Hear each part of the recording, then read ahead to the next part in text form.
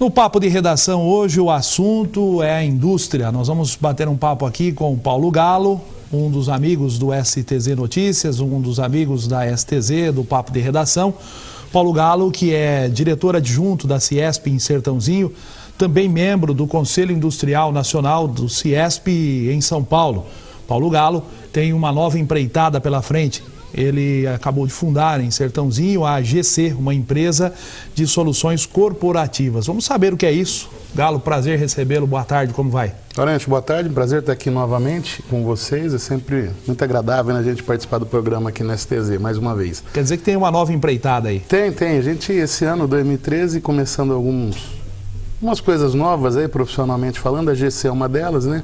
A GC é uma empresa de consultoria, basicamente, voltada para as áreas administrativas das empresas, né? E aí inclui a parte de recursos humanos, a parte de administração financeira, tributária, a parte de marketing, né? E planejamento estratégico, fundamentalmente. Então a gente começou esse novo negócio em fevereiro, né? Já temos alguns clientes aqui, inclusive em Sertãozinho, e já com planejamento para expansão em outras áreas aí, principalmente no centro-oeste, né? Região de Goiânia, ali de Anápolis, enfim. Então a gente já está fechando alguns acordos lá e é uma demanda que nós identificamos há muito tempo, né, Laurente? Essa questão administrativa, ela é muito dinâmica, a parte tributária muda frequentemente e nós percebemos que existe uma dificuldade nas empresas de terem esses departamentos, principalmente as empresas de pequeno porte, médio porte, né? Isso custa caro, essa estrutura, você ter lá um jurídico pronto, você ter a parte contábil, uma coisa é o contador, outra coisa é você sentar com o empresário e fazer um planejamento. Qual é o tipo de produto dele, o tipo de serviço, qual é a incidência tributária naquilo. Como eu te disse, a legislação é muito complexa, né? O ICM você tem em cada estado praticamente com uma norma diferente, o ISS, cada cidade aplica uma norma, né? Todas são orientadas por leis federais, mas as particularidades que ficam difíceis, né, de administrar no dia a dia. E tem um direcionamento para setores ou para um ramo? Não, porque a questão tributária ela atinge qualquer área, né? Desde o comércio até a indústria. Até a indústria, né? Prestadores de serviço, tal. Então é claro que a tributação na indústria é diferente, né? Por exemplo, o IPI, que é o Imposto sobre Produto Industrializado, os prestadores de serviço não pagam esse imposto, mas PIS/COFINS todos pagam, né? O ISS já é um imposto municipal sobre serviços cobrado pelo município, né? Que o cara que fabrica o computador, por exemplo, não tem. Cada município tem a sua regra. Cada município tem a sua regra. Existe uma lei, né? A Lei 116/2003, que ela rege nacionalmente, mas ela dá uma flexibilidade para os municípios, né? Então, cada município tem o seu código tributário próprio, que nem sempre é coerente ou com a lei ou com dos outros municípios. Essa é uma matéria muito controvertida no Brasil hoje, e o empresário, inclusive o prestador de serviço, ele tem que estar extremamente atento para que ele não seja sujeito a uma bitributação, ou seja, a cobrança aonde ele está estabelecido, a empresa dele, e aonde o serviço efetivamente é prestado. A gente tem visto entendimentos, inclusive com pareceres, né, das prefeituras, onde ambas querem receber o imposto. A interpretação diferente da mesma norma, né?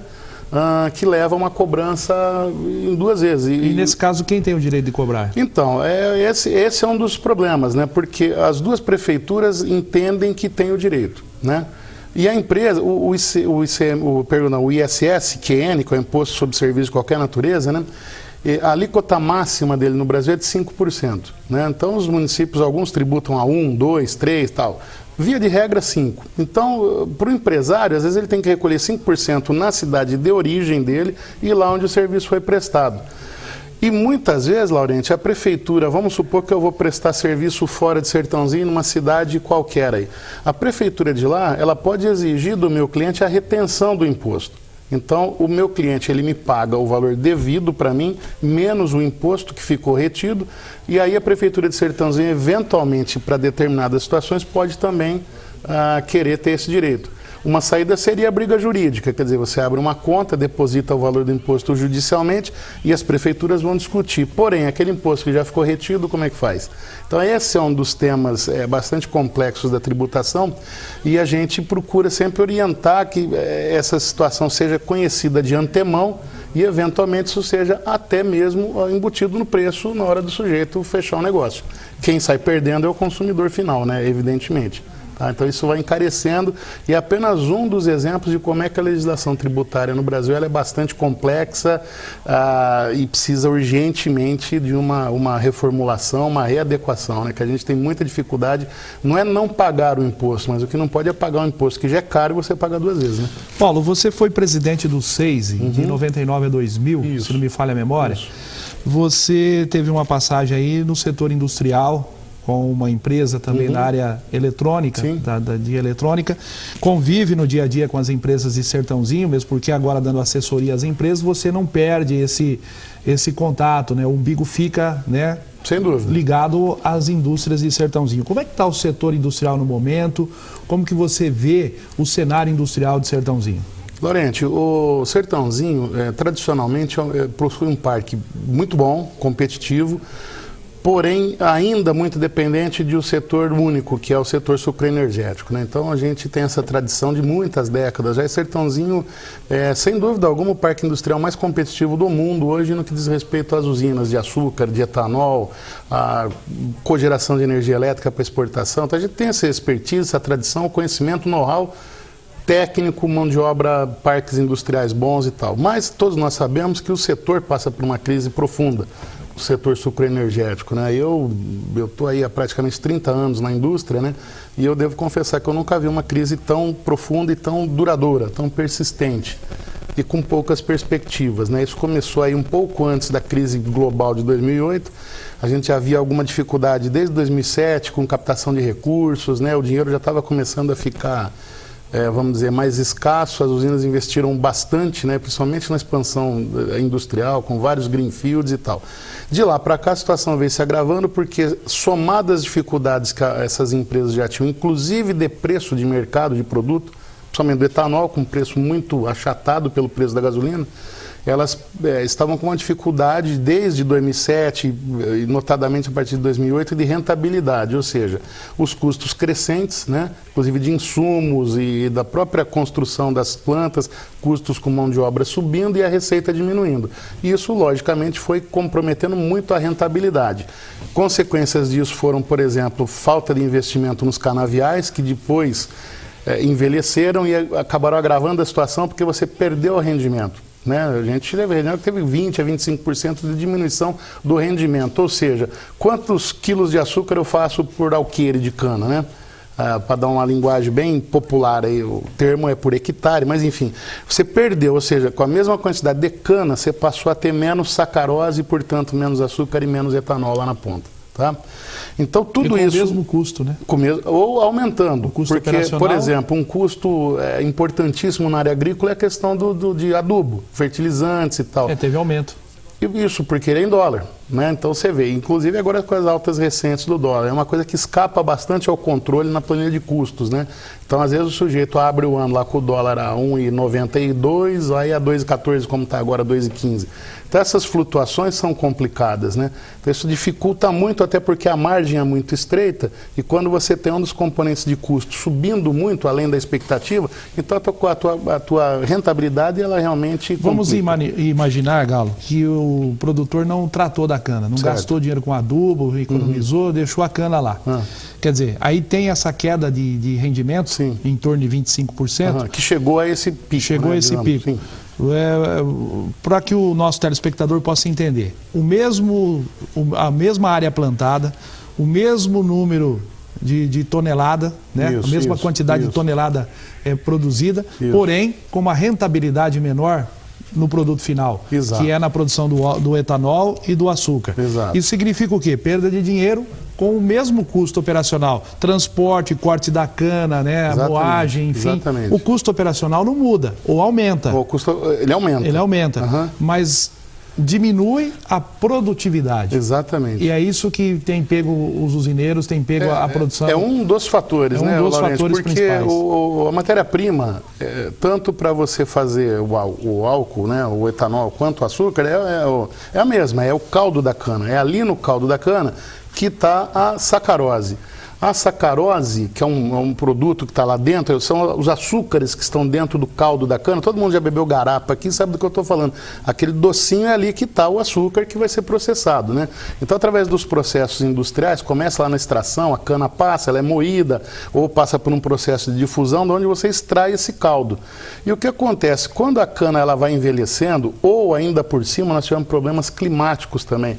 Essa mudança do clima está afetando... Junta tudo, né? Junta tudo. Então, é a tempestade perfeita que os americanos falam, né? Você junta um monte de situações que isoladamente são problema, mas não são tão graves, só que elas todas somadas, que é o que tem acontecido de 2008 para cá, então isso cria a tal da tempestade perfeita, que é um negócio muito mais, vamos dizer, maléfico, né? Muito mais destrutivo. Então o setor agora está vendo uma recuperação, tá?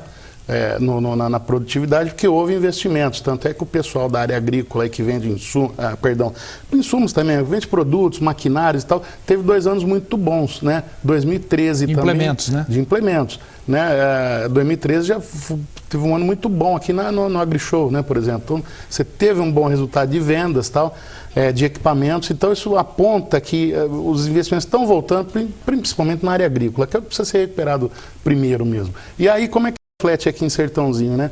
Nós atendemos, embora tenhamos aqui empresas que atendem a parte de implementos agrícolas, e muito boas por sinal, mas a grande quantidade atende o lado industrial da usina. Então você tem a agrícola lá, que são os canaviais e tal, e você tem a parte industrial, que vai processar a cana e produzir o açúcar, álcool e energia.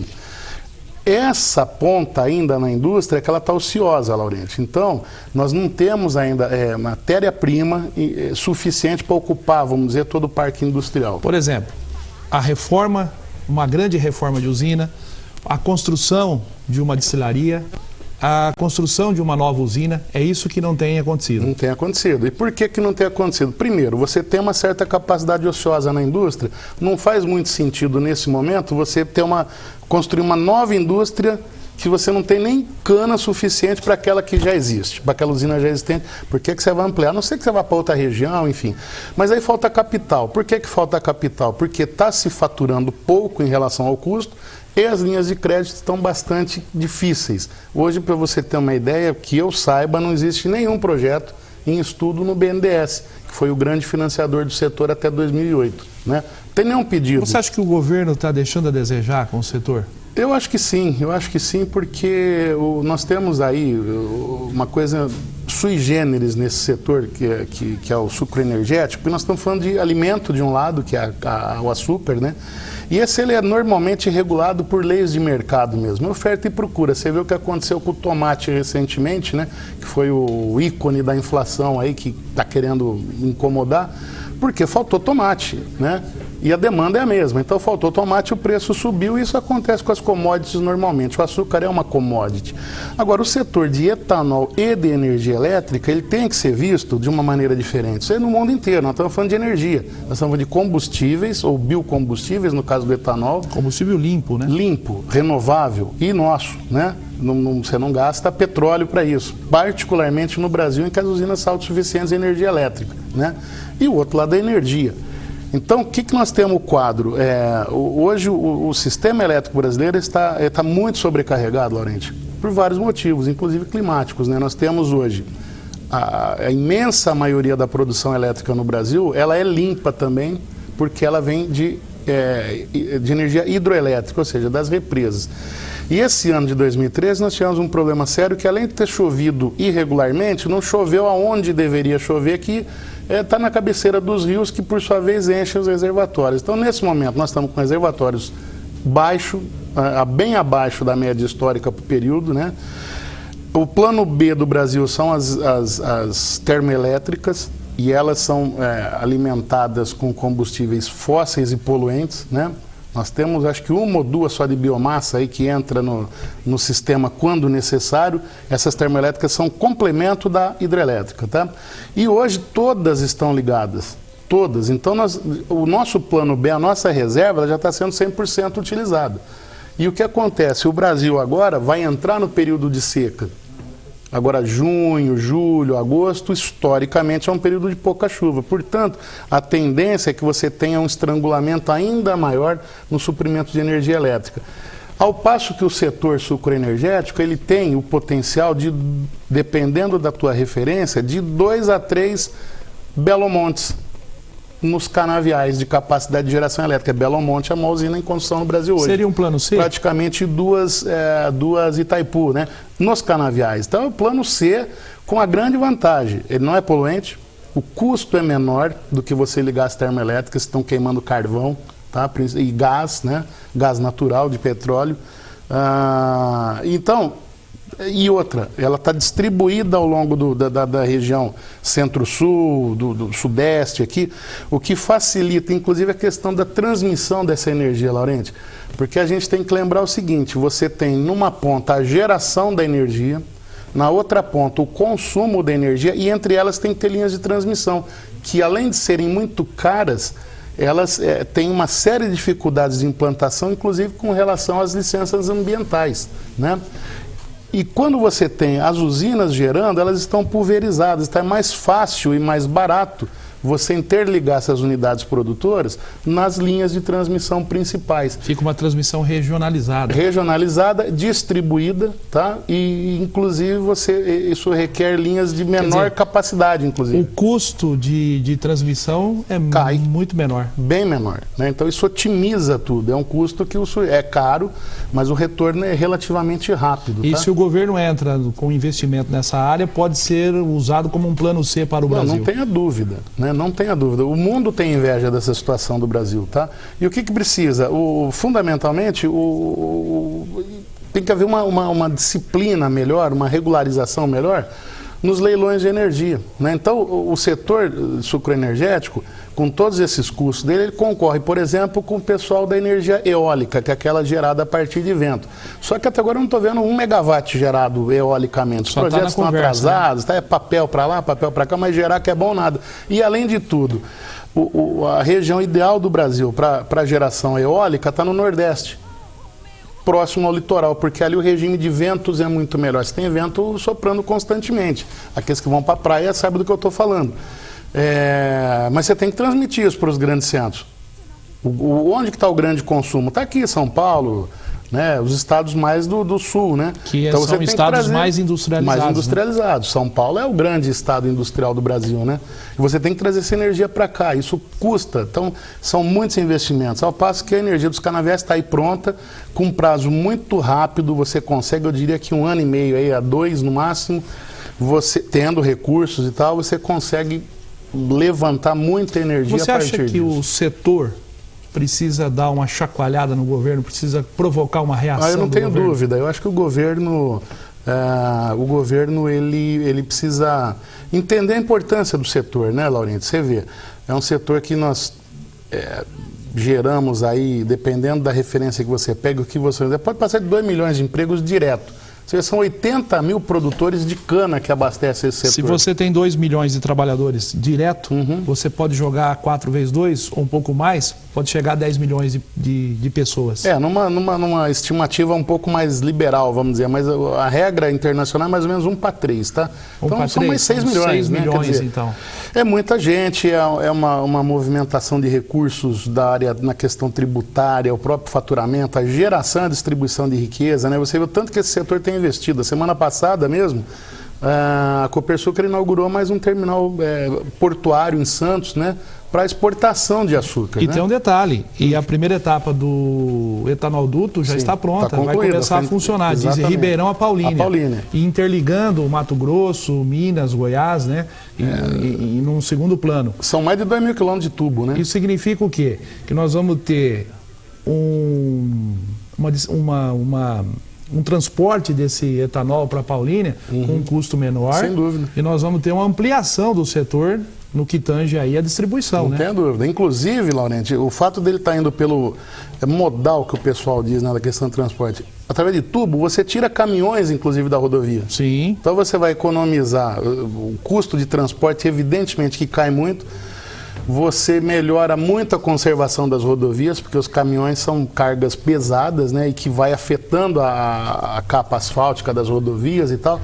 e agiliza, inclusive, o tempo, né? Quer dizer, todo o processo ele é mais seguro, inclusive. Isso é monitorado eletronicamente ao longo de todo o sistema, todo o complexo de tubulações, entendeu, Laurenti? Então é uma logística muito interessante, né? Mas mesmo esse tipo de investimento, ele já começa a andar num ritmo menos acelerado, quer dizer...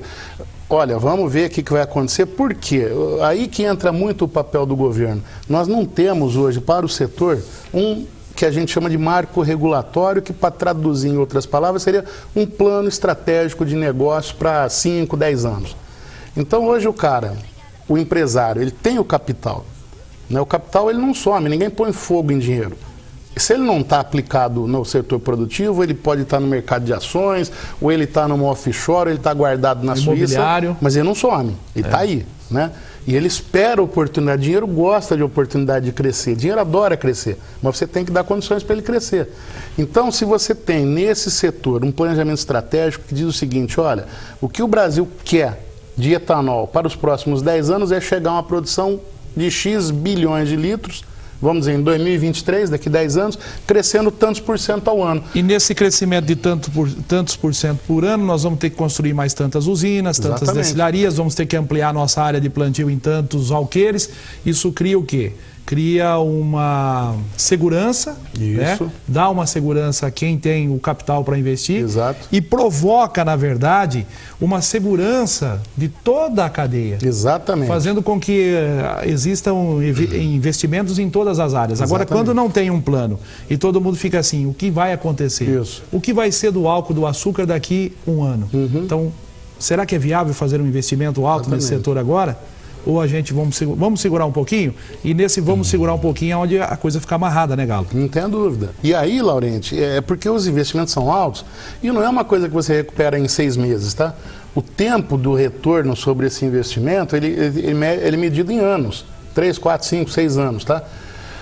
Porque é muito capital, né? E como a rentabilidade ela é pequena, percentualmente falando, ou seja, se o álcool custa X, você vende ele a X mais alguma coisa por cento pequeno para as distribuidoras, tá? Então você tem um horizonte maior e sempre sujeito a riscos, por exemplo, que às vezes fogem ao controle. Vamos imaginar, por melhor que seja um plano diretor desse estabelecido, você não controla o dólar, a cotação do dólar, isso depende de coisas no exterior também, além do Brasil, né? Então tem essa imprevisibilidade que é normal, é natural no mundo dos negócios, o risco faz parte do negócio, mas tem que ser um risco calculado e administrável. O que não pode é, olha, daqui um ano como é que vai ser isso? Eu vou fazer o que com o meu álcool? Vou ter preço? Não vou? Até que ponto nós vamos concorrer de maneira desigual com a gasolina?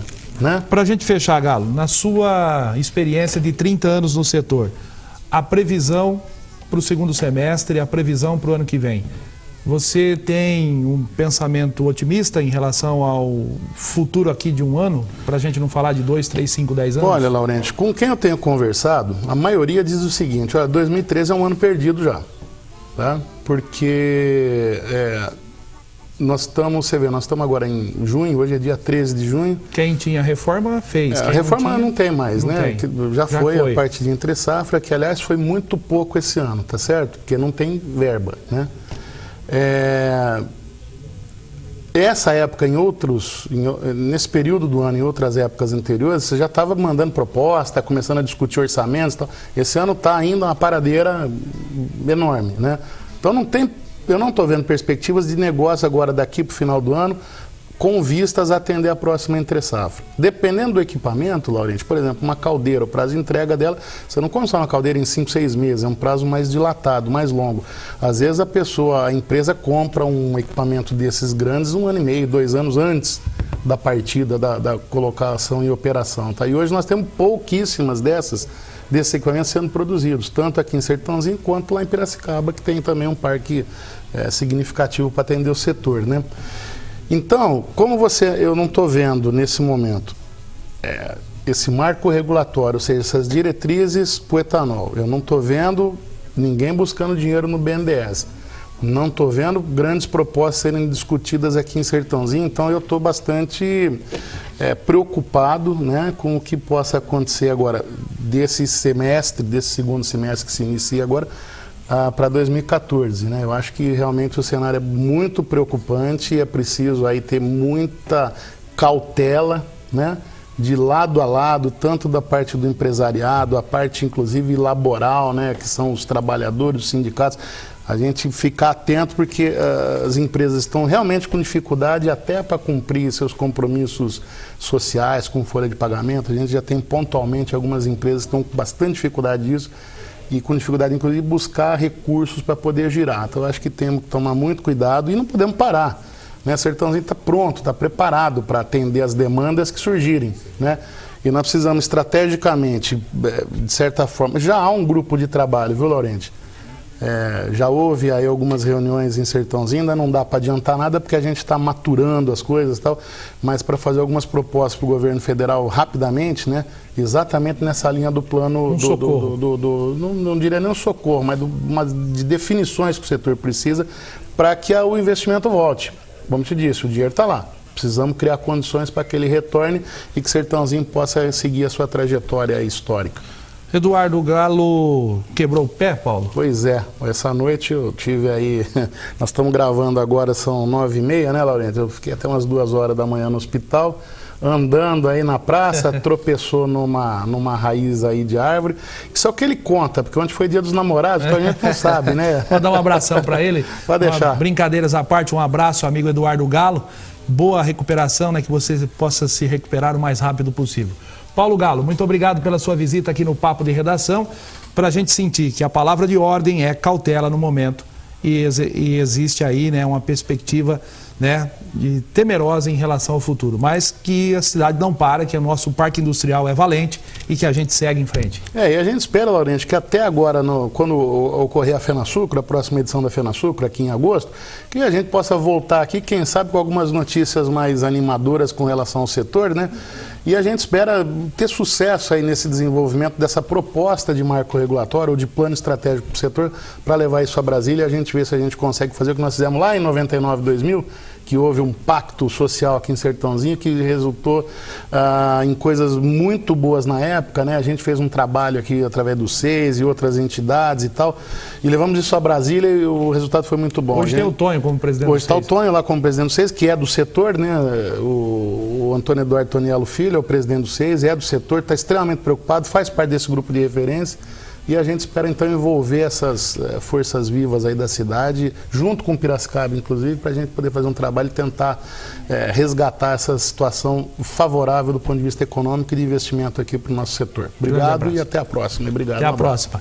Conversamos com o Paulo Galo, diretor da GC, e também hoje é membro adjunto ou diretor adjunto do CIESP em Sertãozinho, membro do Conselho Nacional do Trabalho, membro do Conselho Nacional da Indústria do CIESP em São Paulo.